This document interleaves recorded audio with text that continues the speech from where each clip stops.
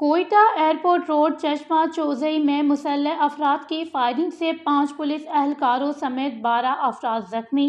تفصیلات کے مطابق کوئٹہ میں زمینی قبضہ مافیا سے چھڑوانے کے دوران مسلح افراد نے فائرنگ سے 5 پولیس اہلکاروں سمیت 12 افراد کو زخمی کر دیا۔ زخمی افراد کو اسپتال منتقل کر دیا گیا۔ پولیس ذرائع کے مطابق مشتعل افراد نے بلیری روڈ کو احتجاجاً بند کر دیا ہے۔ مظاہرین نے روڈ پر پتھراؤ بھی کیا ہے اور سڑک کو ہر طرح کے ٹریفک کے لیے بند کر دیا۔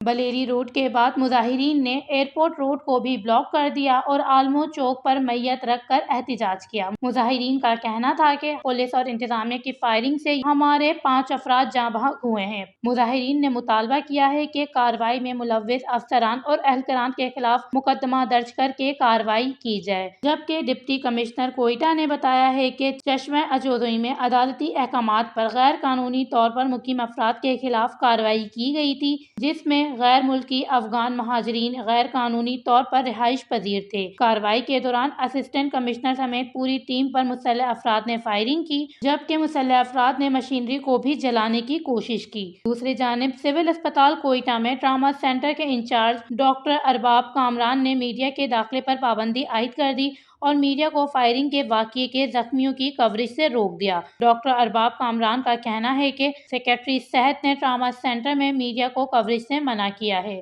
وش نیوز، کوئٹہ، بلوچستان۔